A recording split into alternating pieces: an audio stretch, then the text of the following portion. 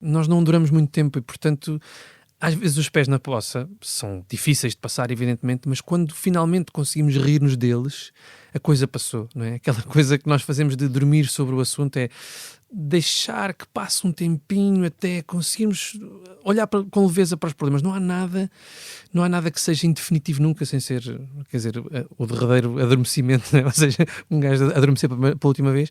Portanto, eu acho que nesse sentido o humor é um bom truque para passarmos para a passagem do tempo não ser tão penosa, acho eu. Ou seja, é mais positivo, no meu entender, eu estar à procura de uma boa piada do que cismar sobre um problema. Onde fores, por onde vais, sente os pés onde pousas. Se alguém disser coisas más, diz que não ouças. Vê a beleza das pequenas coisas, a beleza das pequenas coisas, a beleza das pequenas coisas, a beleza das pequenas coisas. Uma conversa com Bernardo Mendonça.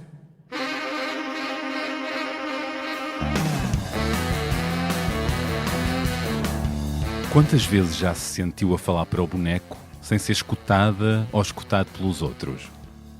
Quantas vezes a realidade vos pareceu insuportável ou apenas demasiado aborrecida e só olhando para os bonecos é que isto ganha algum brilho e sainete? Se é o seu caso, então tome atenção à série que acaba de estrear no canal 1 da RTP, Felp, uma comédia sobre diferença, identidade e empatia. Esta palavra tão importante, mas também tão esvaziada, e que aqui ganha outro enchimento e olhos de plástico. A história promete risota e muitas daquelas expressões sem tradução, quando o absurdo acontece à nossa frente e decidimos parar tudo para não perder pitada. Num país onde os bonecos de peluche vivem como cidadãos de segunda, uma comunidade farta de ser deixada na prateleira decide organizar-se. Entre cafés de bairro, lavandarias suspeitas e militância com enchimento, nasce o FELP, Frente Espetacular pela Liberdade Peluda. Um movimento que luta por direitos tão básicos como a representação política ou o acesso a máquinas de secar roupa com programa de delicados. Ao longo de 20 episódios são apresentadas as inquietações deste grupo de bonecos que só queria ser tratado com respeito, mas acaba julgado em tribunal. Qualquer semelhança destas criaturas da Felp com muitas outras de carne e osso não será pura coincidência. É a sociedade do bonequismo a refletir os problemas da sociedade e de tantas minorias numa alegoria com humor, muita subversão e ternura. O meu convidado é o realizador que dá vida a esta série, expondo os ridículos, as contradições e injustiças deste mundo, mas com a arma da gargalhada. A cultura será sempre uma forma de ativismo? No momento em que se discutem as novas fronteiras do humor, que chegam às barras do tribunal, estarão os bonecos a salvo? O melhor humor é aquele que nos faz rir com o que nos desconforta ou com os ridículos e absurdos que nos dividem? E já agora, numa série que coloca as minorias em forma de boneco, quem se ri de quem? Estas são algumas das questões que tenho para o meu convidado, Manel Pureza, realizador de séries como Pôr do Sol e Sempre. Nas mensagens que trocámos para esta conversa, Manel deixou claro que não é Manuel para ninguém. Os amigos ou o tratam por Manel ou por Pureza. Que lindeza! Quem o conhece mal trata-o por Manuel e ele faz questão de corrigir ali mesmo, na altura, no momento, talvez pela grande necessidade que tem de não permitir grandes beijos ou defesas quando enceta a conversa. O seu nome completo é Manuel Calado Lopes Pureza. O segundo apelido valeu-lhe uma ida para a rua na secundária. A professora de português, da altura, ouvindo-o à conversa com alguém, atirou um Manuel Calado, ao que ele respondeu Lopes Pureza. O que resultou nos minutos de reflexão fora da sala de aula por uma piada bem atirada.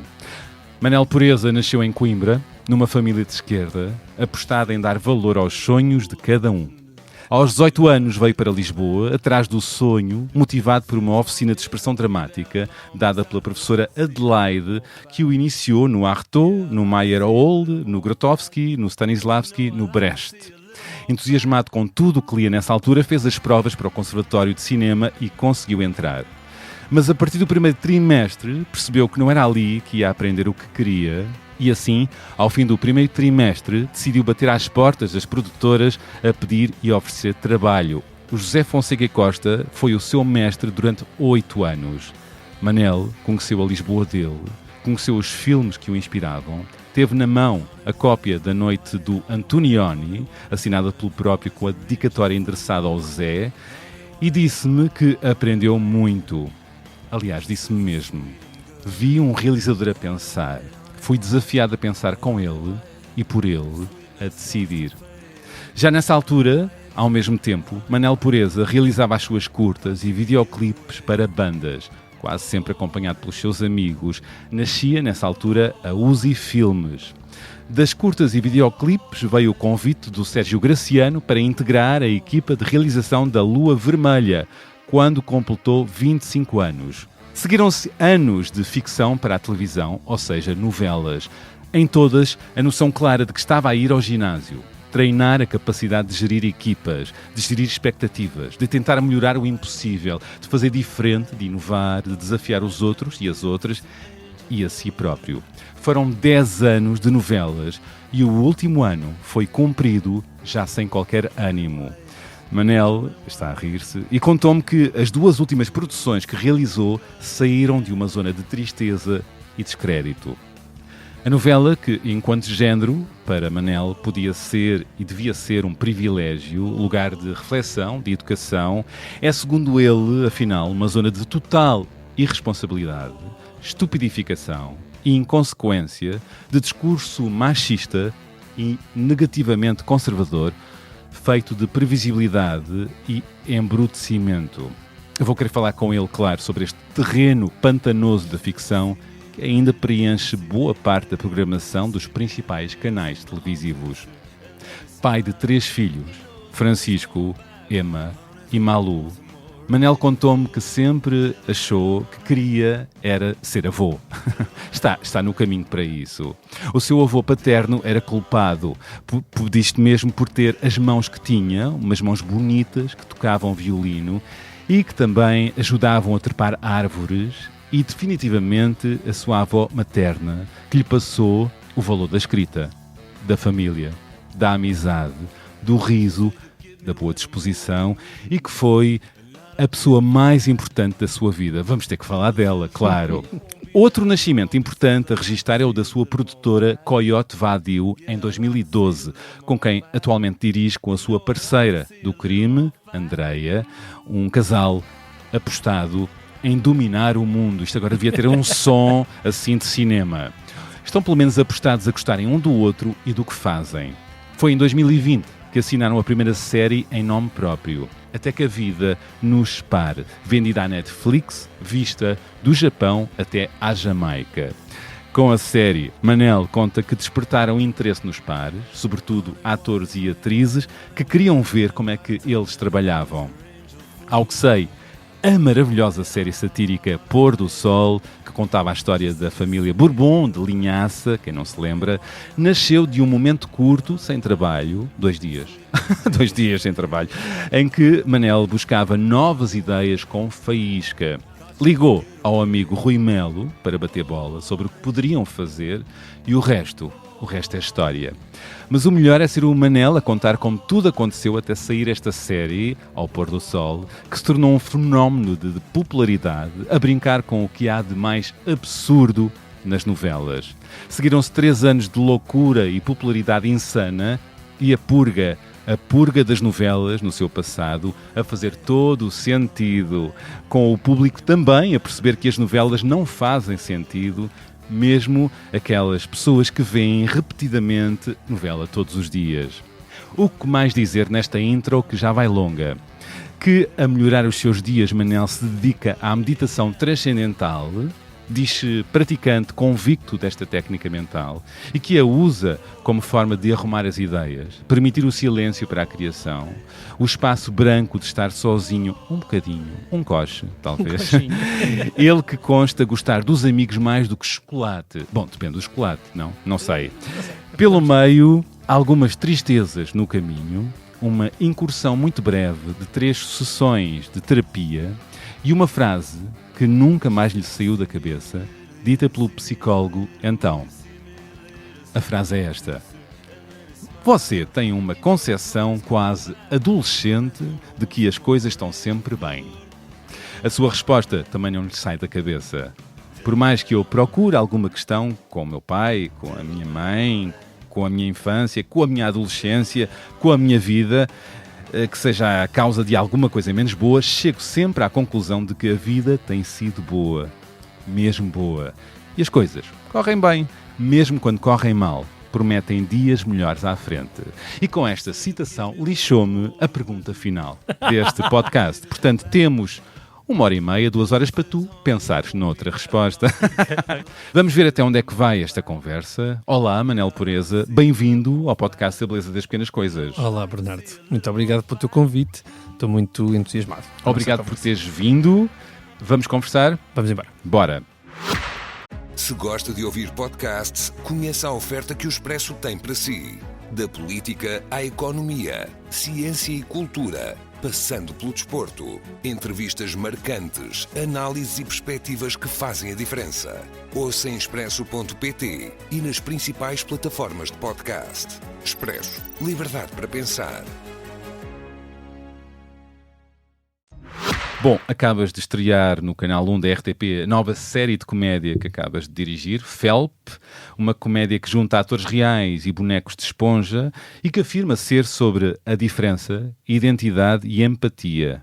Parece-me haver aqui muita ironia também e tangência com muitos assuntos que polarizam a sociedade e sobre comunidades, sim, privadas dos seus direitos, aqui tratadas com humor e subversão. E eu pergunto já se escolheram desta vez fazer humor com bonecos porque eles não são canceláveis, nem podem ir parar ao tribunal. Olha, essa é uma pergunta que faz todo sentido quando nós estamos a aproveitar-nos do que está a acontecer no país e no mundo, que é esta coisa meio assustadora de já valer tudo para magoar, não é? Pronto. E portanto, escolhemos criaturas que, por mais que nós tentássemos magoar, fossem feitas de pelo e, portanto, nada as pudesse magoar muito. Não é bem esta a resposta, mas a resposta é num país e num mundo cujo discurso está tão bipolarizado, está polarizado, aliás, em coisas tão violentas, os bonecos surgem como a possibilidade de tudo ser dito e de, ao mesmo tempo, tudo ser julgado. Ou seja... E escutado também. Haver hipótese de escutar. Imagina, aquela coisa de nós estarmos a falar que, por exemplo, os bonecos estão a ser raptados, não é? Pronto. E há uma pessoa no café que diz, não querem ser raptados, vão lá para a terra deles. Nós estamos a dizer tanto dos bonecos como dessas pessoas, sobretudo, que há aqui qualquer coisa muito errada, que tem muito de absurdo e que esse absurdo dá-nos vontade a nós, a equipa criativa, de meter o dedo nessa ferida até rir. Não é até doer, é até rir, sabes? E acho que é muito importante eu acho que é importante o humor, como qualquer outra expressão artística, olhar para o seu tempo. Eu acho que o humor é uma arte, não é? Pronto, o humor é uma arte. E eu tenho tido a sorte nos últimos tempos de fazer projetos de humor que me parecem desmontar também a própria ideia do humor. Porque acho que em Portugal, no nosso país, o humor às vezes vai para sítios ou é tratado de maneira muito má. Não é? Má? Quando é que o humor é tratado de maneira má? Eu acho que nós levamos pouco a sério o humor. Mesmo os próprios humoristas e comediantes? Sim, até ao ponto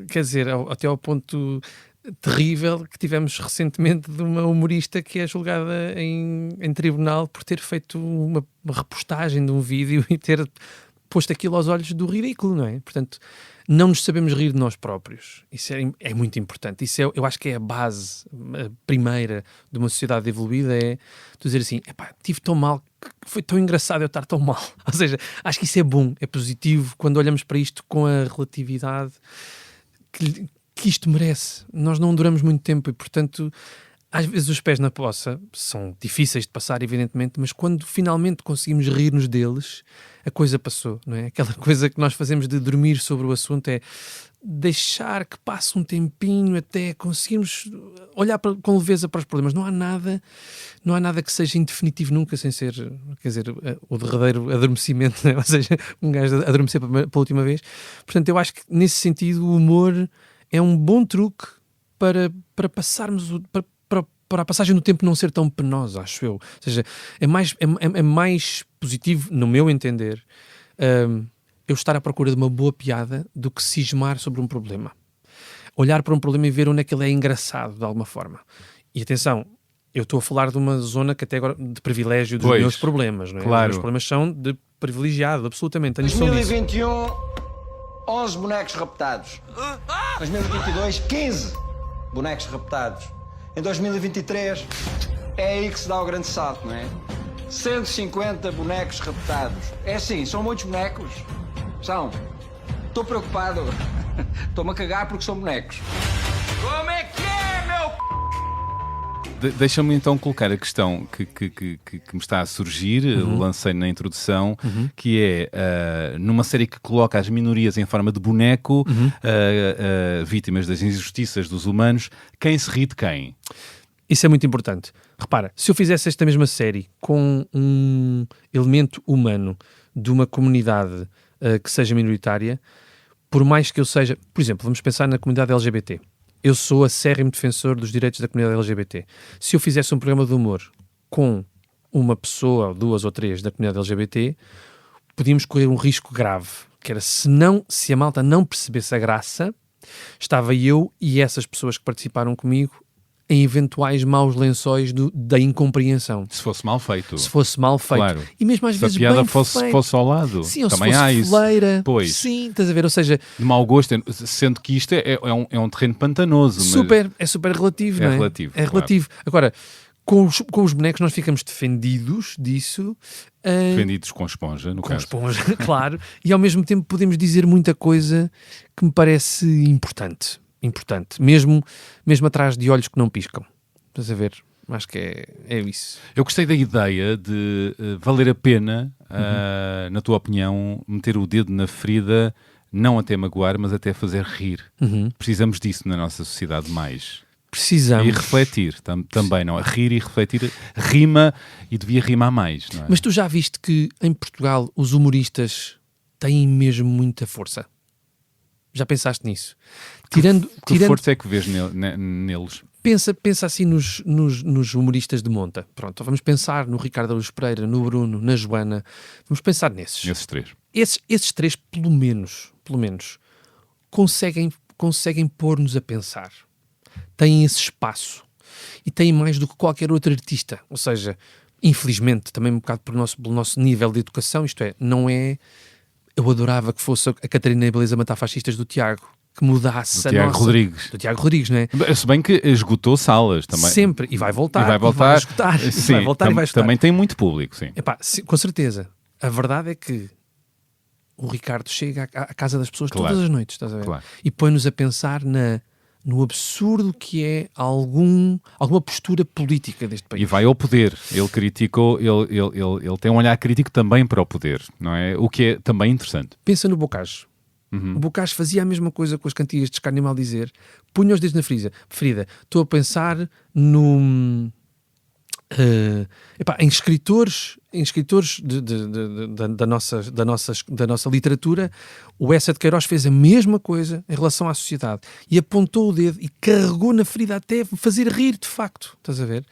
E isso é super interessante. Ou seja, o humor, no meu entender, não é só o humor, os humoristas, mais do que o humor, os humoristas conseguem ou têm tido um espaço super importante de um tal lugar de fala, se tu quiseres, mas que é esta expressão atual, mas é essa coisa de poderem dizer, correndo o risco, e mesmo assim, tendo todo esse espaço, cada vez mais nós estamos a viver num país e num mundo que parece dizer assim, mas ele não devia dizer aquilo. mas ela não devia ter feito. Mas devia ter pedido desculpas pela piada. E aí eu fico... Em que é numa que zona. ficamos, não é? Ficamos mal. E faz sentido haver alguma discussão, reflexão sobre uma espécie de ética no humor, onde vale a pena ir e não ir, o que é que envelhece mal ou bem?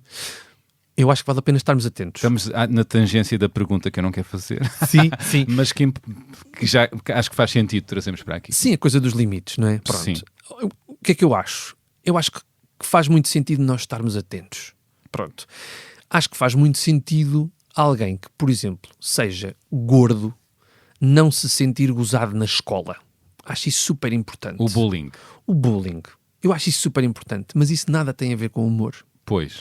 Eu acho que o limite do humor é a lei. Se queres te diga. Pronto. E esta frase não é minha, é do Henrique Dias. Justiça lhe seja feita. Mas é mesmo a lei. Eu tenho todo o direito de me sentir ofendido. Todo o direito. Não tenho o direito de parar uma piada. Porque no dia em que isso acontecer, não estamos a limitar outra coisa que eu acho que tem sido pontapeada à torta e direito, que é a liberdade de expressão, que eu acho que é uma coisa é liberdade de expressão, outra coisa é agressão, ok? Uhum. Então, sobretudo, Lá está. a malta que hoje em dia arroga assim o direito da liberdade de expressão é malta um bocadinho duvidosa, que gosta de dobrar essa estrutura a seu belo prazer. Portanto, eu diria que o limite do humor para mim é de facto a lei. Acho, no entanto, que toda a gente tem o direito de se sentir ofendida e ofendido, sem dúvida nenhuma, mas a travar a graça, não.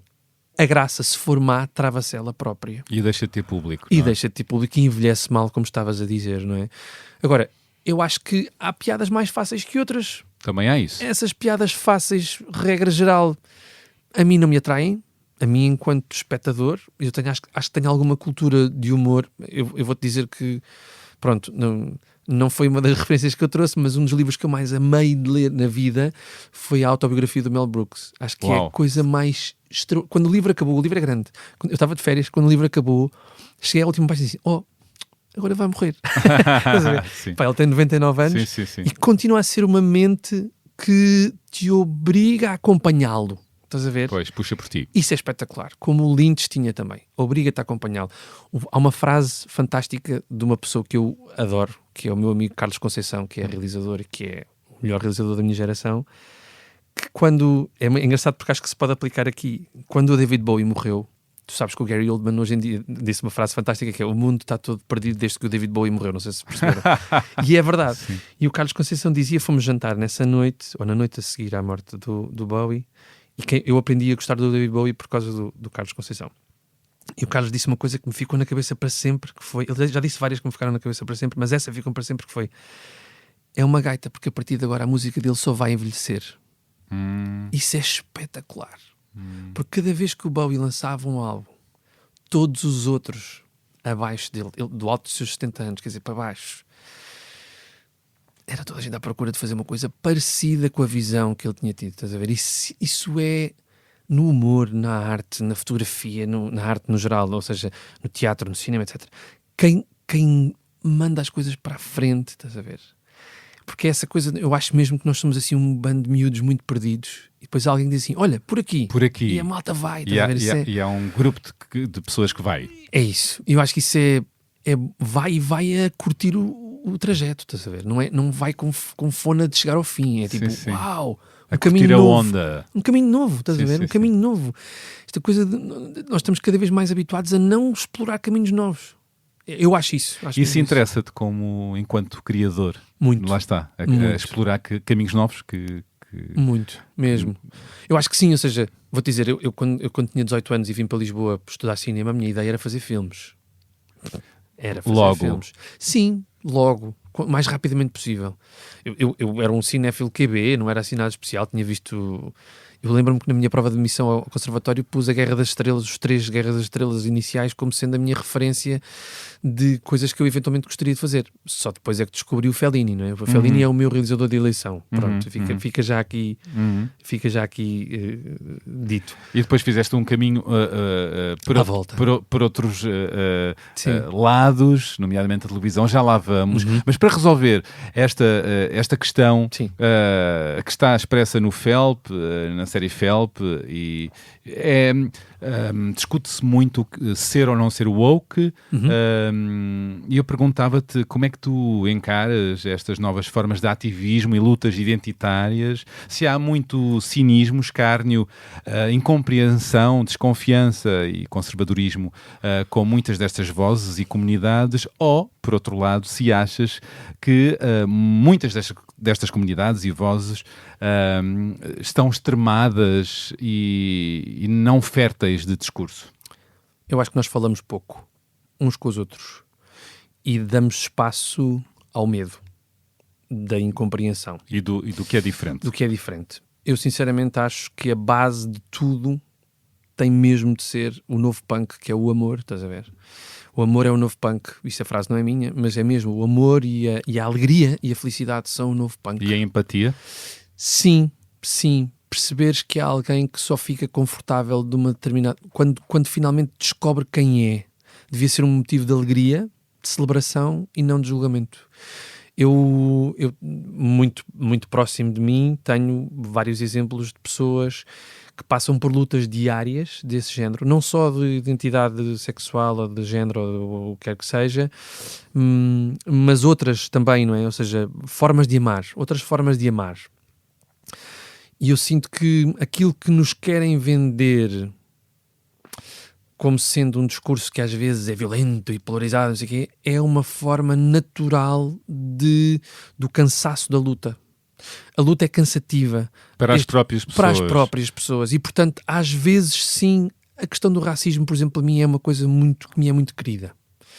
Eu acho que eu, enquanto homem branco, privilegiado, classe média, tenho de ter muito, muito cuidado em avaliar a luta de quem a vida toda e as vidas todas para trás teve de fazer mais que eu. Fazer mais que eu no trabalho, fazer mais que eu nas amizades. E muitas vezes ficou mais para trás, não é? Na sociedade. Não é? E a questão é fácil para mim dizer assim, pá, está bem, mas calma, não precisam de vir com a força toda. Não, têm mesmo de vir com a força toda. Há uma raiva que vem da frustração, da incompreensão de não serem escutados, não é? E quanto mais eu disser, enquanto homem, branco, classe média, dizer assim, tenham calma, mais o fogo ateia. E eu não acho que seja bom. Eu acho que o que é bom é de facto ouvir. Porquê? Escutar, porquê? Porquê? Há o livro da Grada Quilomba, é uma bíblia para quem quer desmontar-se, não é? Desmontar-se nas construções da língua. Nas construções da língua, passar a dizer pessoas escravizadas e não escravos. Começar a dizer isso às crianças. Começar a dizer que a história não foram descobrimentos, foi outra coisa, um bocadinho mais... E depois podem vir todos com a história de que a história foi o seu tempo, era uma coisa aquela, como agora o Trump está a fazer. Exato. Outro artista plástico também assinou uma obra no MAT, que é Não Foi Descobrimento, Foi Matança. Foi Matança. Pois, sim, e nesse sentido a violência das palavras é necessária, eu acho. Que é para alertar. E sobretudo para pensarmos de outra forma. Porque é que nós temos de pensar da mesma forma, sempre, até ao fim? É quase como se nós nos puséssemos em bicos de pés, sempre a dizer assim, chegámos ao pináculo da civilização, a partir de agora já não há nada que possamos rever. Devemos rever, devemos pensar e, sobretudo, acho que nos devemos ouvir uns aos outros. Ouvir. Nós vivemos nesta época da polarização, do discurso de ódio, da desinformação nas redes, uns contra os outros, e há grupos interessados em criar essa desunião, não é? Aliás, para chegar mais ao poder, para determinados tipos de enquadramentos políticos. Como é que encaras tudo isto? Qual é o caminho para mudar o curso das coisas eu acho, para melhor? Eu acho sinceramente que há alguns faróis de esperança espalhados pelo mundo, na pior das trevas, que é um bocado onde estamos agora. Para mim. Ou seja, eu sinto que o discurso político, e vejo nas últimas eleições em Portugal, o discurso político está virado para si próprio, não está a falar para as pessoas. As pessoas estão mesmo desesperadas para ganhar um bocadinho mais e gastar um bocadinho menos. E estão desesperadas por verem cumpridas promessas que são prometidas ad eternum, não é? Sob a égide de grandes fundos europeus, sob a égide de grandes reformas, revolução tecnológica, etc. Mas depois, na prática, há pessoas sem saneamento básico. Neste país. É ridículo. Ainda. E, portanto, o que eu sinto é que é óbvio que vai surgir alguém. E tarde veio, atenção. Nós também tivemos a ditadura mais longa da Europa, não é? Portanto, também andámos aqui taco a taco a ver quando é que viria outra vez esse ressurgimento desse pensamento assim, dessa forma. Mas eu diria que é fácil ir por aí de oferecer soluções, de soundbites fortes, mas que depois são esvaziados de ideias. O que eu acho que a solução para... Os tais falsos messias. Exato. Os tais falsos messias que até são capazes de atear um fogozinho numa árvore para serem filmados a apagá-lo, não é? Portanto, sim, estamos a falar dessas pessoas, claramente. O que eu sinto é que o nível... A minha ideia ideal para este país como para o mundo seria a educação ser o alvo principal a melhorar. Dar aos professores e aos alunos condições para perceber o mundo e, nesse sentido, comprometerem-se mais com o mundo. Estás a ver? Eu acho que a minha geração, que tem 40 anos, viveu muito conforto. E atenção, estou a falar da minha geração. A geração é logo uma coisa que engloba muita gente, não é? Pronto. A malta privilegiada viveu muito conforto e, portanto, o compromisso com a cena política... Eu não conheço muitos amigos meus que estejam na cena política. E todos eles têm excelentes ideias. Quando é que vai ser o tempo deles e de elas, de agora 20 anos, 25, 30, agarrarem na cena política e dizerem nós queremos este país assim, porque pensámos nisto em conjunto, etc. Isso é o que me interessaria que acontecesse, sinceramente. Vicente Jorge Silva apelidou uma certa geração Rasca, certo. Depois surgiu geração Arrasca e daí a coisa foi piorando no Sim. Arrasca. Sim. E tu és pai, nomeadamente, portanto, 3 crianças, um adolescente, não é? Um jovem com 14 anos. Sim. Tu é de cara esta conversa sobre a educação, não é? Ainda se papagueia muitas matérias que já estão ultrapassadas na escola, ajuda-se a pensar, estimula-se o pensamento, a reflexão e a preparar para a vida. Ou como é que a teu ver está a educação atualmente? Tu lembras-te de algum professor que tenha marcado muito? Sim. Pronto. E há outros tantos que passaram ao lado?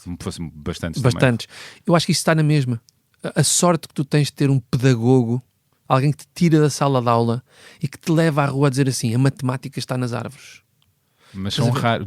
Para mim foi raro. Raríssimos. Atualmente ainda continua a ser raro. Eu acho que é a mesma coisa. Eu vou-te dizer, o meu filho Francisco teve um professor de substituição de matemática que o fez apaixonar-se pela matemática. Eu também, eu sou uma nulidade da matemática e fui muito bom aluno em determinado ano por causa de uma professora. Pronto, estás a ver? Eu acho que é isso. Ou seja, é muito difícil pedir aos professores mais. No estado em que as coisas estão, é mesmo difícil. É preciso uma mudança mais estrutural, não é? Implica coragem. E estamos numa época também de grandes mudanças, também com a inteligência artificial, a tecnologia em todo o lado. Portanto, isto mexe também com a forma de ensinar, não é? Sem dúvida. Eu acho que os miúdos e as miúdas de hoje em dia, estou a falar da geração do Francisco, estão muito atentos ao que está a acontecer na crista da onda, eles sabem o que é que lá está. Eu acho que no nosso tempo, no meu tempo de escola, nós aprendíamos a tentar ver o que lá estava. Eles já sabem, estou a dizer do ponto de vista tecnológico, não é? Ou seja, eu lembro-me das minhas primeiras aulas de técnicas de comunicação e difusão, que era uma coisa a tirar para o jornalismo, e era percebermos como é que se entrava numa página web. Não é? Pronto, ainda com o Netscape, não sei o que, aquelas coisas muito arcaicas. Pois bem, sim. Estás a ver? Mas eu sinto que os miúdos estão super atentos a isso e os professores têm de ganhar essa ginástica de perceber. Apanhar o é o contrário, embalo, o comboio, não é? Sim, e ao mesmo tempo eu acho que, não sei se tu sentes isso, mas eu sinto que o ganho, no geral, está em conseguir não só fazer os miúdos, mas a nós próprios, um downgrade de... Em vez de ser a inteligência artificial que está a interessar agora para a matéria de geografia, sair da escola e ver como é que a cidade à frente da escola está organizada. Pois, eu também acho que havia essa. Ter algum cuidado com, Exato. com este frenesim desenfreado da tecnologia, a tecnologia e o olhar e o fechamento, pensamento. O Onde fechamento que isso obriga, ou seja, Pois. os miúdos, tipo, epá, aquela lógica de estar agarrado ao telefone. O individualismo que isso promove tira-te do desporto de equipas, tira-te do trabalho de grupo, tira-te da discussão. E do pensamento, porque para que Claro. pensar se a inteligência artificial supostamente pensa por nós, saberá mais articular informação Sem melhor dúvida. que nós, quem seremos, não é? No futuro. Como é que, imagina, porque é que nós não transformamos ainda, ou porque é que ainda não se transformou, assim, na generalidade, as visitas de estudo das escolas? Vamos imaginar, em Coimbra, vou-te dizer, vamos ao Museu Machado de Castro. Pronto. E é tiro e queda. Vamos sempre ao Museu Machado de Castro. Pois. Mas eu não te sei dizer uma turma, que eventualmente haverá, acredito que sim, que o professor de filosofia diga assim, vamos ao cinema. Pois. Pronto, vamos ver um filme. Vamos ver um filme português e falar sobre ele no fim. Num café. Vamos Num tentar café, fazer isto. pois. Até te digo, hoje em dia a reação seria qualquer pai dizer assim, você está a levar o meu filho para cafés? Está maluco? Ok. E quando se calhar o pai devia pensar assim, a filosofia nasce na discussão, Claro. na conversa. Estimular a tertúlia e a discussão, claro. Claro. E fazer das crianças, fazer dos momentos, aliás, momentos de verdadeira fruição do aprender, estás a ver? Do aprender. E falando disso, Sim. quero ir àquele momento em que tu passas pelo Conservatório, a Escola Superior de Teatro e Cinema, Sim. e estás lá um bocadinho, dás o ar da tua graça, podemos dizer assim, Sim. e dizes, adeus, bom dia, não volto aqui. Adeus, com licença. Adeus, Boa tarde. com licença, afinal estou aqui enganado. Sim. Não gostaste?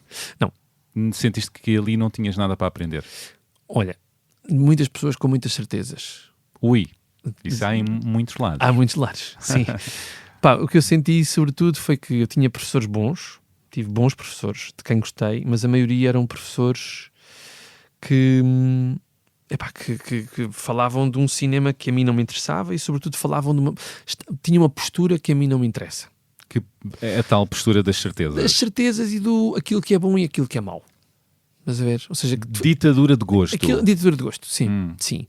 E atenção, eu tive uma turma que foi carregada de gente com muito mais talento do que eu, ou seja, estou a falar do Carlos Conceição, do João Salavisa, do Ricardo Oliveira, do António Gonçalves, enfim, a Nádia Henriques, uma série de gente com muito talento. E a verdade é que nós levávamos com uma espécie de doutrina do que era belo e do que não era belo. Uma lavagem cerebral sobre só Uma isto tentativa, importa. Pois. Sim, uma tentativa pelo menos. E é chato porque o cinema não é isso, não é? O cinema não é isso. O que é o cinema?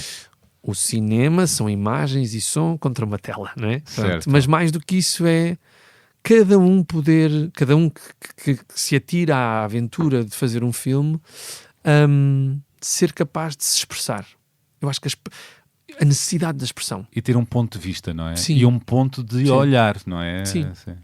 Sim, e atenção, eu de cinema ainda não fiz praticamente nada, ou seja, não fiz também por opção e por falta de oportunidade, mas fiz séries, e as séries são outra coisa. Neste caminho, tu começaste como assistente com cineastas, Luís Galvão Teles e José Fonseca e Costa. Aliás, José Fonseca e Costa foi teu mestre, não é? Foi. Aprendeste com ele a pensar cinema. Será? Sim, Será? Sim. Então vou-te dizer, na altura em que eu conheço o Zé, tinha sido a altura em que descobri o Fellini. Pronto. E descobri o cinema italiano e o neorrealismo italiano, que é o cinema que eu definitivamente mais coisas me diz, porque depois também é muita base de inspiração para outros cineastas que eu adoro, como o Scorsese, como uma série deles mais para a frente, mas essa é a minha base. E o Zé tinha sido assistente de realização deles todos, do Visconti, do Antonioni, etc. Pronto. E de repente o que acontece é que o Zé é um homem na altura com 74 anos, eu tinha 18. Pronto. E com o Zé para todo lado, casas de fado, safalo de situações próprias de um lisboeta novo, estás a ver? Muito novo, que se metia assim em coisas um bocadinho arriscadas. Eu tinha de ir à 1 da manhã de carro apanhá-lo porque ele estava enrascado, presa, salva-me. Ai, porque ele não tinha uma personalidade das mais fáceis. Ele não era o tipo mais não fácil era, do pois mundo. Não, mas eu dava-me muito bem com isso. Isso é muito interessante. Dava-me muito bem com isso. E ele entalava-me muitas vezes também. Então. Entalava-me no sentido que eu acho que nós tínhamos uma relação de avô-neto, em algumas coisas, sim. Porque eu não sou neto dele, mas sim. E ele acolheu-te, não é? Acolheu-me muito, muito proximamente. Discutiu comigo o argumento do filme que fizemos juntos da longa, a primeira longa que eu fiz na vida, que foi o Viva Rica Solteira Não Fica. Discutiu comigo, pediu-me para opinar, para depois dizer que eu não tinha razão nenhuma. Posto em questão, não é? Sim. E posto a pensar. Pôs-me a pensar, sim. Que é o muito importante para se fazer uma obra, não é? Sim. E apesar do Zé ser aquele realizador muito mais próximo, de uma... Tu vês o Quilas, o mal da fita, e aquilo é uma espécie de... Nem sei dizer o que é o género do filme, mas é uma comédia, claramente. E tem muito de italiano, porque é espalhafatoso. Opa, mas é um filme é um que eu não... filmaço, não é? É um filmaço. Sim. Eu estava agora com aquele receio. Ai, vai dizer mal. Não, nada. Eu vou ter que contrariá-lo, porque é um filme que faz parte do meu imaginário. É um filmaço. Mas vê, como é que o filme arranca? Com a Milu, vestida que parece um pardal, vestida de amarelo. E isto era o Zé, estás a ver? Maravilhoso. O Zé tinha-se amor pelas histórias. E conseguia encontrar personagens reais de filme, sabia fazer ali um retrato, uma sátira à realidade. Sim. Com personagens maiores do que a vida, não é? E depois tinha uma coisa muito, muito interessante, o Zé tinha uma coisa muito interessante. Ele estava sempre em guerra com alguém, isso era óbvio. É verdade, não é? É completamente verdade. Mas eram guerras de gentleman, estás a ver? Eu acho que foram sempre guerras de gentleman, porque ele era um gentleman, evidentemente. Era bruto, mas era brutíssimo, mas era bruto à italiana, estás a ver? Pois. Eu lembro uma vez uma história muito boa. Estávamos a filmar o Viva Rica Solteira Não Fica, e era uma cena de um funeral. Na terra, os pais dele, em Silgueiros. E era o cemitério da terra, pronto. Então estava uma cena montada com a Bianca Bainton, que era a nossa viúva, no centro do plano, vinha agora, ele estava na regi e estava a chover. E os populares que lá estavam, que era a malta dali, ria-se porque estava a ser filmada, né? Mas num funeral, ria-se. E ele dizia, agora, estava ele na regi ao lado dele, e agora vai o inglês. E o Anton dar o beijo à mãe, agora vai o Samora, agora vai o Espadinha. E depois, pá, estes gajos estão-se todos a rir. E agora vão os outros todos. Pá, e a malta ficou com um melão. E foi toda a dar um beijo à mão. Corta, e os gajos começam-se todos a passar. E o Zé sai da regia e diz assim, meus senhores, eu só disse aquilo para vocês ficarem sérios. Estás a ver? Que é incrível. Estás a ver? Ele tinha esta coisa. Tinha esta coisa. Ele era maravilhoso. Enfureceu-os para irem... E eles ficaram no ponto. Isso é muito genial. E ele era espetacular, e para além de uma pessoa incrível, de quem eu tenho muitas saudades, porque tinha essa... Dentro da sua vaidade, porque acho que os realizadores são todos bastante vaidosos, eu também sou um bocadinho vaidoso, era um tipo da alegria de filmar, dos filmes, da imagem projetada. Eu vi a maneira como ele mostrou-me o livro do Antonioni, assinado pelo realizador, para ele, como uma relíquia nas mãos, estás a ver? E foi... Eu tenho esse amor pelas coisas que estão carregadas de significado para alguém. Eu gosto disto, estás a ver? Pequeninas coisas, memórias, histórias, pessoas que às vezes... Pá, olha, só para te dar um exemplo muito parvo, mas aconteceu há 2 dias atrás. Fui almoçar a Benfica com as minhas filhas e com a Andreia, e ao meu lado estava um senhor velhote sentado a almoçar com um copo de vinho, tipo assim, pronto. E de repente ele começa a falar. Diz, elas são gêmeas. Diz, não são gêmeas, tem uma diferença. Pois, isto dos filhos, pai, não sei o quê. Pai, tive o almoço todo a falar com ele. Ele tinha sido jogador do Benfica. Era o senhor António, tinha 80 anos. Começou a discorrer sobre a vida que tinha tido e a tristeza que tinha de chegar a casa e agora serem só as paredes. Foi incrível. A solidão que ele estava a passar, não é? Sim, e portanto estávamos ali a partir pedra aos dois dele se sentir acompanhado ao almoço porque estava sozinho, estás a ver? Foi muito giro. Interessa-te isso, não é? Também as histórias que estão ao lado e as pessoas. Isso interessa-me mais do que tudo o resto. Mais do que as graças. É quem é que está à minha frente? de que é que tu gostas? Do que é que podemos falar? O que é que podemos... Olha, há aquela coisa do Garcia Marques que diz sobre dois homens que gostam da mesma mulher, partilham mais qualquer coisa do que propriamente alguma coisa que os divide, sabes? Sim. Isso podia ser uma mulher como podia ser outra coisa qualquer. sim. De que é que tu gostas? Exato. Interessa-me muito. Interessa-me... Qual é a tua faísca? O que é Sim, que te move? interessa mais isto do que fazer castings, estás a ver? Eu descubro os meus atores a conversar. Então o que é que te move? É isso? É... A faísca? Sim, o que é que te emociona? O que é que te faz rir? O que é que te faz chorar? Porquê é que tu não estás a querer falar sobre isto? E eu não vou querer saber, mas é tão simples quanto haver esse processo de descoberta do outro e da outra nas coisas, olha, nas coisas pequeninas. Nas coisas E pequeninas. tu andas atrás disso? Ou seja, qual é a faísca que vais sempre atrás? Que estás a ir atrás agora? Ai, agora estou a ir atrás de uma coisa muito fixe. É? Sim, foi a minha amiga Gabriela Barros e o meu amigo Rui Melo, que são das pessoas que eu mais gosto neste planeta. Pronto, mesmo. Gosto mesmo muito dos dois, mesmo. Eu acho que eles não sabem o quanto eu gosto deles, mas gosto mesmo muito, muito, muito, muito, muito. Dois belíssimos atores de comédia, não é? Dois incríveis atores de comédia, duas pessoas maravilhosas e duas pessoas de quem eu gosto do fundo do coração. Que bonito. O Rui disse uma coisa uma vez que me emocionou muito, ele não sabe, mas não sabe, ao ponto de ficar assim, lágrimas nos olhos, que é: o Manel é o meu novo melhor amigo de infância. Esta frase, pá, pronto, a mim bateu-me aqui numa zona de, pronto, há aqui alguém que gosta das pessoas como eu gosto de gostar, estás a ver?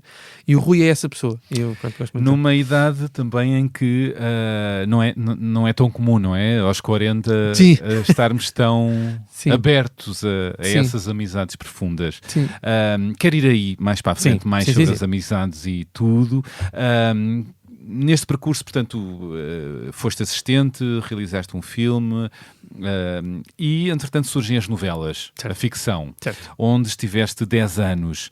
Começaste com imenso entusiasmo. Sim. A querer fazer diferente, a inovar, num ritmo doido, que é o ritmo das telenovelas, e às tantas desiludiste-te, não é? E contaste-me que o último ano foi penoso e estavas completamente a descredibilizar aquilo, não é? Sentias-te em baixo com aquilo, desacreditado do formato. Sim. Sentiste a fórmula gasta? A forma está a gastar imenso tempo. Não acho que seja disso. Ou seja, senti que estamos mesmo a navegar uma onda que não interessa. Não interessa nada. Ou seja, interessa entreter eu acho que interessa dar às pessoas qualquer coisa que as faça desligar do seu dia de trabalho. Isso acho que faz todo o sentido. Acho que isso não é sinónimo de sermos irresponsáveis na mensagem que estamos a passar. As telenovelas não são sobre portugueses, sobre pessoas. Não são sobre pessoas, são sobre ideias macacas.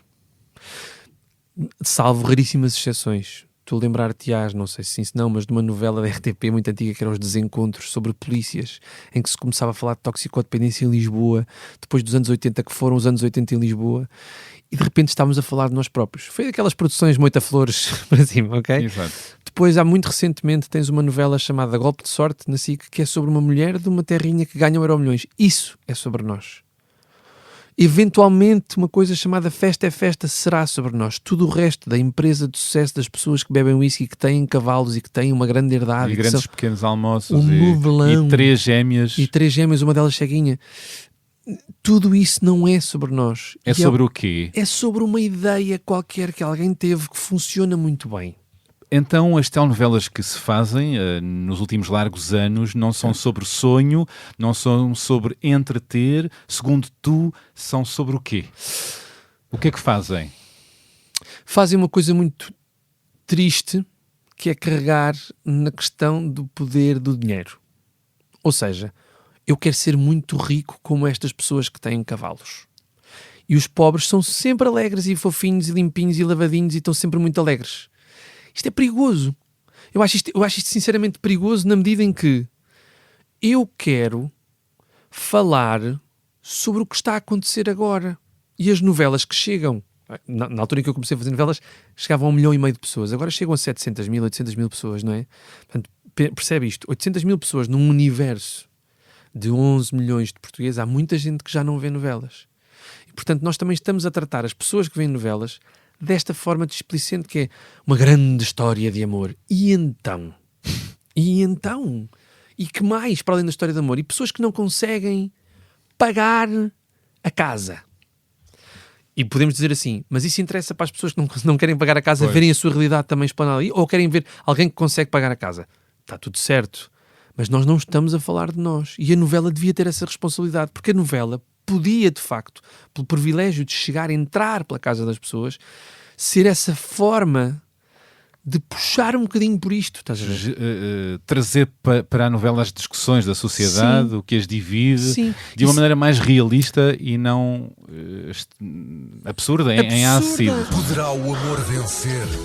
O teu filho estava lá fora a beijar a filha do patrão. Poderá a vida sorrir? Não é fácil. Poderá o grande prémio calhar a alguém que nós conheçamos? Os 50 e as estrelas, esquece. Amor, paixão, traição, acordeão, hipopotamão e outras palavras terminadas em ão em Pôr do Sol. A nova mini-novela de verão. Estreia dia 16 de agosto na RTP1. O Pôr do Sol só tem lugar porque as histórias até aqui foram estas. Os irmãos que se odeiam e um deles mata os cavalos com tofu. Isto podia ser verdade. Estás a ver? Nós fizemos isto porque podia ser verdade. Então o Pôr do Sol foi a tua purga de 10 anos a virar frangos no mundo das novelas. Sim, vou-te dizer. Eu fiz uma novela de que me orgulho muitíssimo. Que foi uma novela que fiz em Angola, chamada Gico do Messo. E é uma novela feita para Angola, para os angolanos, sobre os angolanos. Vou-te dizer, a primeira metade da novela, o primeiro terço da novela, aliás, o primeiro terço da novela era passada nos anos 90, nos colégios ricos de Angola, em que a cocaína andava por entre os alunos. Ui. E falou-se disso. E retratava uma certa realidade. E depois evoluía para os anos atuais, ou na altura era 2000 e... foi há 10 anos atrás, pronto. E era outra coisa já, ou seja, a malta que vinha desses colégios de poder ocupava agora em Angola lugares de poder. Arriscámos nesse sentido. Aqui não se arrisca falar do que realmente se passa na sociedade. Porque certamente aquilo que interessa é fazer durar esta coisa das grandes histórias de amor em que elas são todas submissas As e mulheres sofrem por amor e fazem loucuras por amor e eles vão para a cama com elas.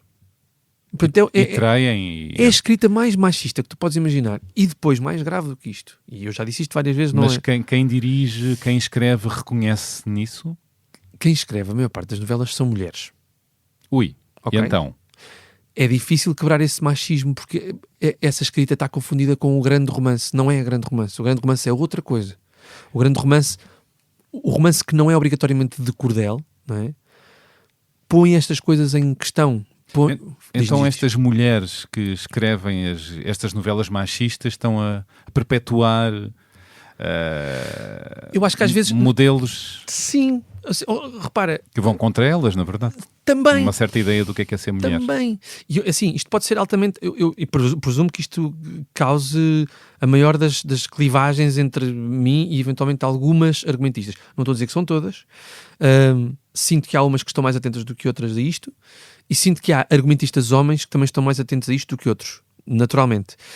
Acho que os lugares de decisão não são de mulheres na nossa televisão. O que é que queres dizer com isso? Os lugares cimeiros das Sim. televisões. E isso tem influenciado nesta direção? Eu não faço ideia. A verdade é que os nomes se perpetuam, não é? Ou seja, tu não conheces nenhuma ou nenhum argumentista de novela que tenha 20 anos. 25. Porque não lhe é reconhecido o valor. Há pessoas que têm muitas certezas que isto vai funcionar. Mais uma novela de amor, um novelão. E há certezas de que esta Certezas fórmula, que vai funcionar. Que dizes cansada, Sim. é a que dá dinheiro. Vou-te dizer, o meu instrutor final, atenção, eu não estou a dizer que não vou voltar às novelas. Não sei o que é que vai acontecer. Eu tenho aquela máxima do Tom Hanks do This Too Shall Pass, estás a ver? Agora estou numa zona boa, porreira, gosto muito. Adorei fazer novelas. Mas também detestaste. Detestei.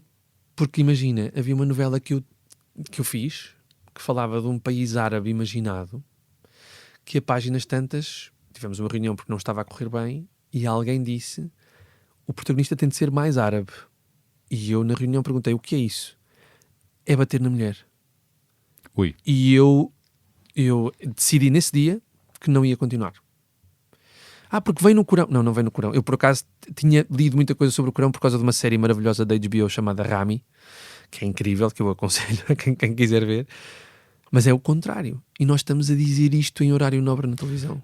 As telenovelas correm um risco, ou estão a estupidificar, a embrutecer, a perpetuar estereótipos e preconceitos e um certo olhar sobre a sociedade mais fechado. Não só as novelas, eu acho que, e não é só um fenómeno português. Os realities, a mesma coisa. Então, É? Mas as novelas também. Também, eu acho que sim. Ou seja, podem-nos mostrar pessoas com talento. Não estou a dizer o contrário, acho que sim. Acho que há muita gente, há muitos atores e atrizes que também fazem novelas. Também, outro problema que nós temos no nosso país é o ator de novela, o ator de não sei o que é ator. Portanto, faz novela, faz teatro, faz cinema, etc. Portanto, há muita gente muito boa a fazer novelas. Há muitos técnicos muito bons a fazer novelas. E há pessoas que eventualmente escrevem bem novelas.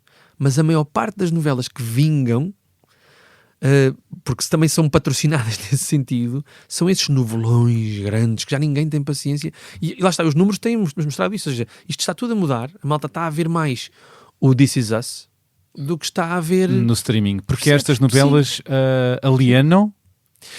Porque estas novelas... sim, talvez. Alienar, não sei se é bem o termo, acho que é... fazem-nos... Alienar sim, no sentido de não questionar, ir atrás e... Ok, está a dar a novela, vai ficar. E fica. Faz desligar o cérebro. Sim. E é o que as pessoas querem. Eu acho que as pessoas querem descansar ao final do dia. E Sim. então? Tem sido difícil. E estas novelas podem ser o comprimido para desligar? Eu acho que estas novelas... Eu acho que, por exemplo, o Festa é Festa, da TVI, é mais honesto do que todas as outras. É mesmo mais honesto. E tu podes dizer assim, aquilo é uma palhaçada, aquilo é horrível. Mas é honesto. Só se propõe aquilo. Pois. Uma coisa levezinha, popularucha, etc. E está tudo bem. Aí eu subscrevo. Digo assim, eu não vejo, não sou espectador, mas ok. O Pôr do Sol foi também... E o sucesso do Pôr do Sol foi a tua purga, e também o sucesso foi porque as pessoas se identificaram com essa crítica, não é? Sim. Com o absurdo. Houve muita gente que disse que vai já não conseguia ver nobre. novelas. Já não conseguia ver novelas da mesma maneira, né? Há equipas que fazem novelas que, quando as cenas são más que estão a gravar, começam todas a cantar Pôr do Sol, Pôr do Sol. Que é engraçado. Eu tenho tido relatos desse. Bom. É fixe, não é? Eu acho que isso E as fazem tangentes, não é? Claro. Há muitas tangentes. Muitas. Nas telenovelas ditas mais sérias. Sim. Ao Pôr do Sol. Vou dizer, as Gêmeas foi o caso mais crucial, não é? Ou seja, Claro. nós pusemos as 3 gêmeas, as 3 Gabrielas Barros do meu coração. Geniais.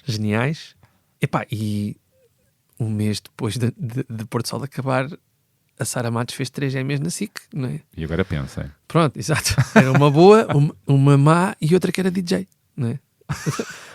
Eu acho isso incrível. Que é assim. Acho incrível, eu não sei, não sei, eu acho que a própria Sara depois também veio muito com o seu estilo bastante simpático, dizer, olha, pronto, aconteceu assim e foi muito porreiro, mas lá está, é isto, ou seja, continuamos nessa, estás a ver, não basta nós pormos o dedo na ferida até rir, que a realidade vai sempre continuar nessa. A realidade ultrapassa a ficção neste caso, não é? Sim. A realidade sobre a ficção... Sim, é uma cambalhota absolutamente estranha, mas é verdade. Duas temporadas, Pôr do Sol, um sucesso estratosférico, não é? Que não estavas à espera. Não estava nada à espera. E surgiu essa série de uma inquietação tua, porque estavas há 2 dias sem trabalho. É horrível. Eu sou um gajo horrível. Então, o que é que se passa? Desabafa. Então vou desabafar. Eu tinha feito o Até que a Vida nos separe, que foi das séries que eu mais gostei de fazer até hoje. Adorei fazer o Até que a Vida nos separe. Foi uma libertação, foi estar... Os meus protagonistas eram a Rita Loureiro e o Dinarte Branco, que são 2 pessoas que eu gosto imenso, que no final desse processo vieram ter comigo os 2 emocionados a dizer, tinha sido a coisa melhor que tinham feito, não sei o quê. Eu imagino que eles, não sei se sim, se não, mas a malta no final dos projetos está muito emocionada e diz qualquer coisa deste género. Não acho que tenha sido isso, acho que foi um bocadinho mais fundo e foi muito bonito de ouvir e de sentir. E o vazio que isso me colocou no fim foi muito grande, mesmo. Foi uma coisa especialíssima. Foi mesmo muito especial. Eu acho que aquele elenco todo, a história, os argumentistas, a maneira como eles me puseram aquilo na mão, ou seja, aquilo era do Tiago R. Santos, do Hugo Gonçalves e do João Tordo, E aqueles 3 homens poetas também a escrever puseram-me na mão um tesouro, estás a ver? E foi muito bonito de fazer. Depois houve esse vazio. Pá, e quando há o vazio, para mim é horrível, que é tipo estar uma semana sem fazer, sem estar a curtir a onda que estava a curtir. És workaholic, Manel? Sou entusiasmoholic. Não posso estar assim muito parado. Vai dar no mesmo.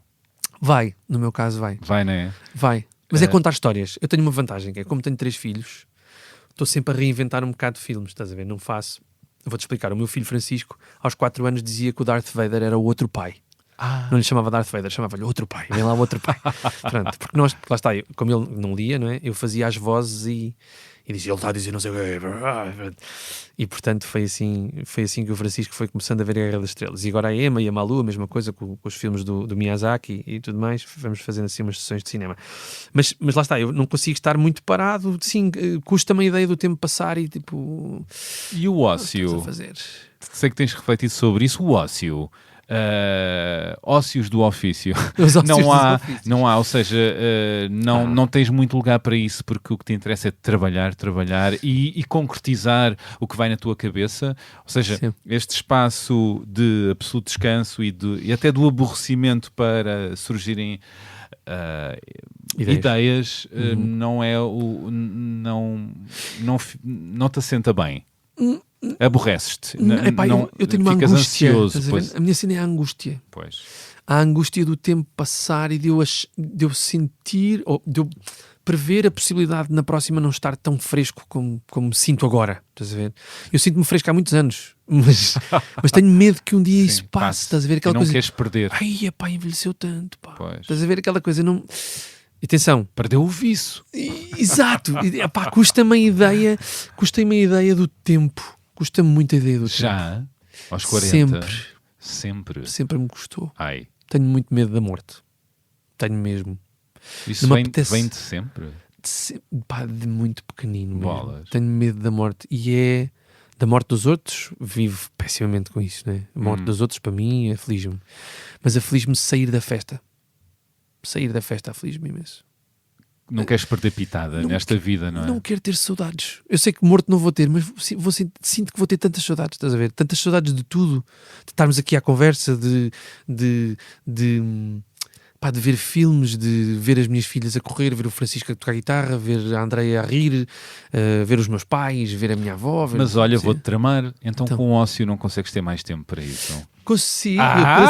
O problema é que é assim. A trabalhar muito, se calhar então aí é que não usufruís tanto. Tens toda a razão. É um equilíbrio difícil. Andamos todos, vou-me pôr na equação, não é? Andamos todos a trabalhar muito. O tempo anda muito acelerado. Também certo. A sociedade contribui para isso, não é? O ritmo das coisas, não é? Certo. Mas nós temos uma mão aí. Claro. E às vezes, atrás dos nossos sonhos, não ficam muitas coisas para trás. Eventualmente, muitas dessas coisas que elencaste agora. Ficam, sem dúvida. Por isso é que eu escolhi uma profissão que parece que estou a brincar, estás a ver? Eu acho que tem a ver um bocado com isso também. Parece que estou a brincar, mas estou a dizer coisas. Tenho dito coisas na área do humor, mas gostava também de dizer coisas sobre o amor. Sobre ficar velho. Sobre... Solidão? Os pais. Os pais. As mães. A solidão. Os irmãos. A música. Dançar. Rir. A vida, sim. Sinto que sim, que o ócio é importante. Eu também gosto de não ter nada para fazer. Gosto. Isso é verdade? Ou isso estás-me a dizer só para ficar bonito? Não. Estou a sentir. Não. Estou a sentir. Não, olha, agora vou dizer isto porque vai soar bonito. Não é isso. Vou-te explicar. Eu gosto de não ter nada para fazer porque sei que é nessas alturas que vão surgir as ideias. Pois, é os tais 2 dias. É os tais 2 dias. É. São 2 dias. É. No meu caso são 2 dias. E eu sinto sempre que... sinto sempre que me dá jeito parar para recarregar uma certa bateria, isso sem dúvida nenhuma, para ler. Para ler. Ler ler. Se eu estiver a ler um livro, é sinal de que está tudo bem. E eu gosto muito de ler. E acalmas. Acalmo. Boa. Acalmo. E nestes mergulhos profundos na ficção, a realizar, como é que está a tua atenção para o que se anda a passar num país e no mundo? Também é outro filme, não é? É outra série, é outra novela, eventualmente com lados maus. Claro. E como é que vês, no caso em Portugal, a atualidade política nacional? Com que olhos? Preocupa-me muito o que está a acontecer, mas estou um bocadinho cansado de estar só preocupado. E então? E, portanto, estou a comprometer-me politicamente com uma candidatura em Coimbra. Que candidatura é essa? É do meu pai. É do meu pai. Vais apoiá-lo?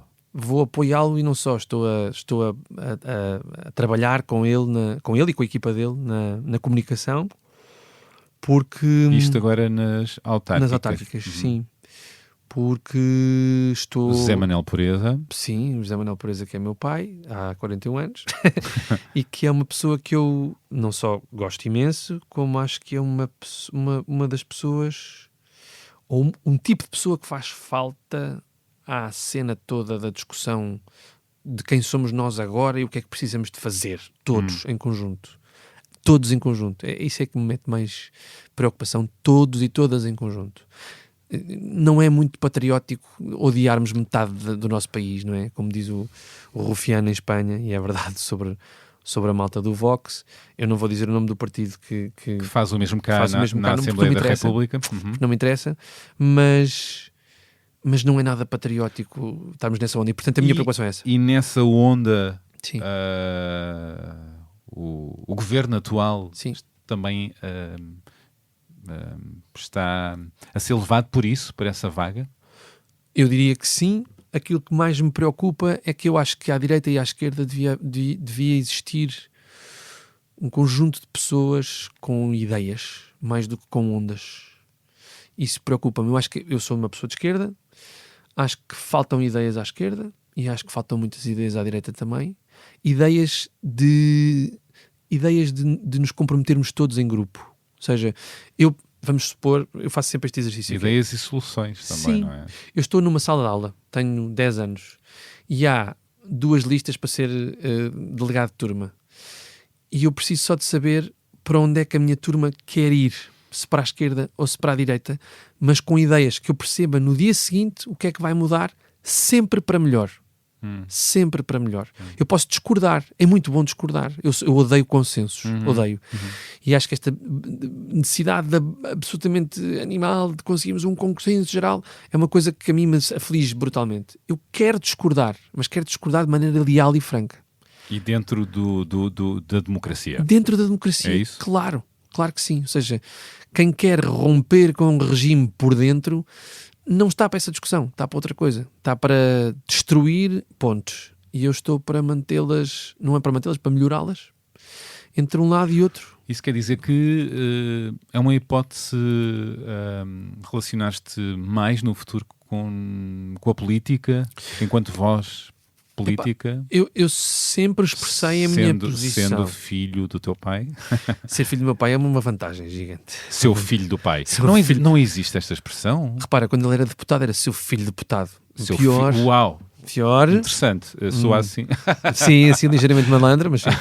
Não, mas não me causa nenhuma espécie de problema, antes pelo contrário, ser filho do meu pai neste sentido, e ser filho da minha mãe também, porque a minha mãe também tem ideias políticas muito próprias e muito... Falei mais dele agora por razões que... Claro, evidente. Não, e a verdade é que eu sinto que o meu compromisso político passa sobretudo por nunca ter tido receio de dizer aquilo que pensava. Por exemplo, quando eu faço a revisitação do 25 de Abril com o Sempre, eu acho que aquilo é um objeto político. Achas que há uma das razões para este crescimento da extrema-direita em Portugal e este saudosismo de vícios do antigo regime tem a ver com falta de memória? E a ficção pode trazer essa memória, a ficção como sempre? Eu acho que nós somos um país com muitíssimo pouca memória. Mesmo. Nesse sentido político, então, acho que somos terrivelmente pouca memória. E a arte, o cinema, Acho que não mudam a ficção nada, pode ajudar, não mudam nada, mas podem ajudar a reavivar. Sim.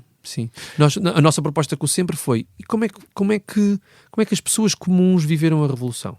Porque aquilo que falta neste momento de chamar à praça política são as pessoas comuns. Eu acho. Para serem ouvidas. O problema das pessoas não é de sumenos. Os problemas das pessoas não são de sumenos. Eu percebo toda a questão económica, toda a questão macro do país, eu percebo-a. Percebo que dá francas e boas discussões no hemiciclo, mas depois há problemas reais que mexem com a vida das pessoas. Tu não sei se estás familiarizado com o Mamdani nos Estados Unidos, em Nova Iorque, não é? O Mamdani, o Zoran Mamdani, que está a candidatar-se a Nova Iorque, que já causou imensos problemas ao Trump, e que o Trump diz que se um comunista ganhar em Nova Iorque, Washington intervirá, não é? Mas a comunicação que o Mamdani faz é essa, que é ir ter com as pessoas. Está bem que é muito americanoide, no sentido de fazer uns grandes bites e não sei o que, mas está certo. Ele tem 35 anos, é um tipo que vai falar com as pessoas e diz, eu vim daqui, eu sou esta pessoa. Dos nossos políticos, a quem é que tu conheces as profissões? O que é que eles fazem? Quem são estas pessoas que são políticas? Tu tiveste vários candidatos presidenciais que sabes que fizeram isto, etc., foram professores, etc. Mas no cômputo geral, tu agora olhas para o hemiciclo e se fores escarafunchar, perceberás que um é empresário, um é não sei o quê, mas não é isso que os faz estarem ali. Exato. É o carreirismo. Fala-se disso, que um esvaziamento da qualidade da classe política, não é? Mas isso é uma cena cíclica. A crise económica de valores e de pessoas de Estado é uma coisa cíclica. Isso é identificado em 1760, na altura da Revolução, etc. Ou seja... E também, para muitas pessoas, interessa agora menos estar num percurso numa Assembleia da República, ser deputado, porque não vale o esforço. Não vale o esforço. Não é? Olha lá, isso tem a ver com, de facto, este nosso compromisso, desde pequenos, em dizer assim, pá, que país é que eu quero? O 25 de Abril, há malta que gosta muito do 25 de Abril, há malta que não gosta nada. Eu gosto muito do 25 de Abril. Sobretudo porque no que veio a seguir imediatamente foi, então que país é que nós vamos fazer agora?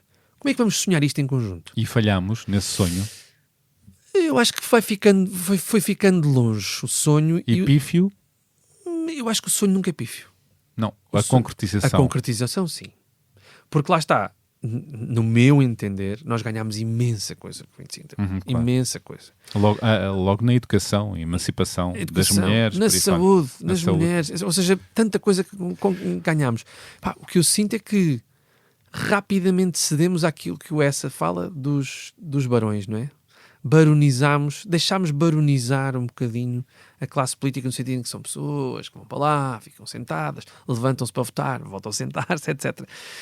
E apesar de haver homens e mulheres de Estado que eu respeito brutalmente pós 25 de Abril, brutalmente como referências até, pá, há um grande conjunto de pessoas que eu não percebo mesmo em que é que contribuíram.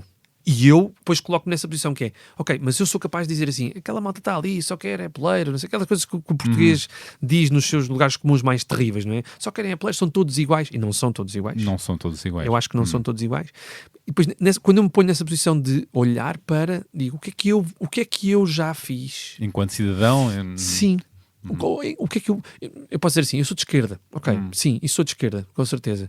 Mas em que é que eu contribuí, sendo de esquerda ou direita, para tornar o debate mais interessante? E tens respostas? Não, e portanto estou a chegar aos 40 e estou a querer comprometer-me mais, estás a ver? Não provavelmente entrar num partido, eu sou pelos partidos, mas não para entrar num partido, mas para exigir e para propor criativamente algumas coisas, sim. Boa. Sim. Bom, acho que a propósito disto, tenho um áudio para tu ouvires e depois comentares. Estás preparado? Não sei se estou. Pois, vamos ver. Olá, Bernardo. Esse tipo que tem aí ao seu lado é das pessoas que eu mais admiro na vida. E creio que não é o amor de pai a falar, é mesmo admiração genuína, porque o Manel é um tipo que é totalmente adulto e totalmente criança ao mesmo tempo. É muito raro encontrar assim uma pessoa que seja uma espécie de mistura entre Peter Pan e Malcolm X. O Manel é um tipo muito sério, super exigente consigo próprio, com quem trabalha com ele, já agora com quem é pai dele também. É assim na profissão de criador de cinema, é assim na relação familiar, é assim como cidadão. Lê que se farta, ouve podcast que se farta, vê cinema e vê televisão que se farta e põe tudo aquilo que isso lhe ensina ao serviço da missão de fazer bem aquilo que ele faz.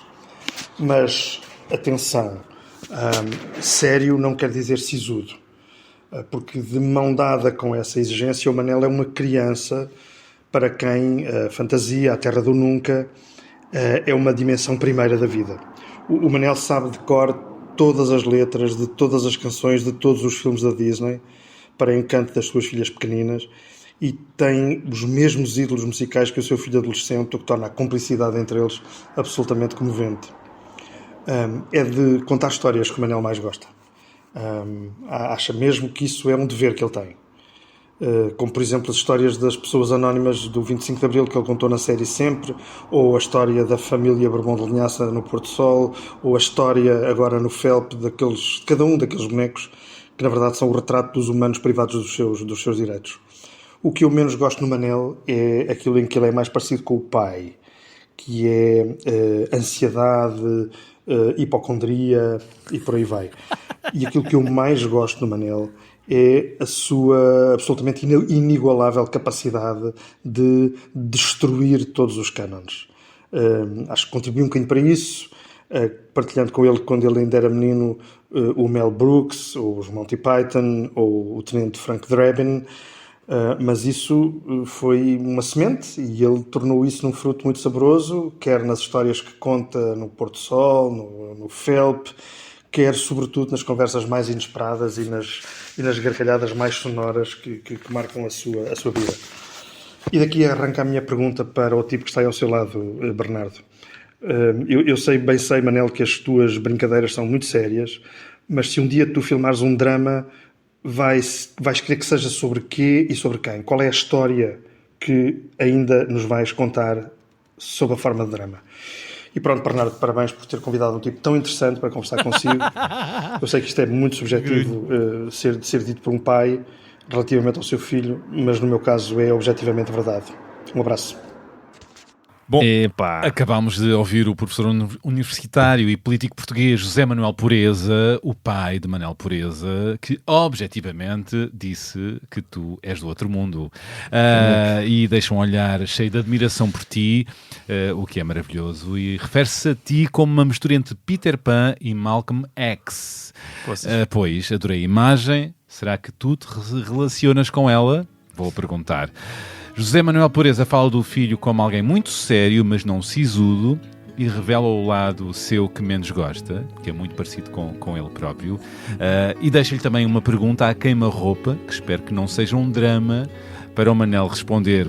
Vamos ouvir a resposta do Manel na segunda parte desta conversa, onde quer falar também mais de paternidade, de amor, amizade, saúde mental, terapia, saber que músicas o acompanham, o que trouxe para nos ler e que sugestões culturais tem para partilhar. Bom, isto e o que mais surgir, tudo para ouvirem na segunda parte desta conversa, disponível a partir da manhã deste sábado. Aguenta coração, aguenta Manel, aguenta os cavalos, já está quase.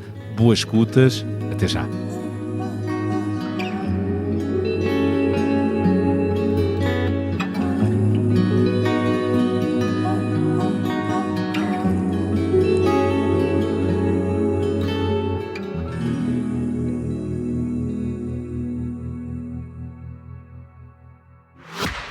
Se gosta de ouvir podcasts, conheça a oferta que o Expresso tem para si.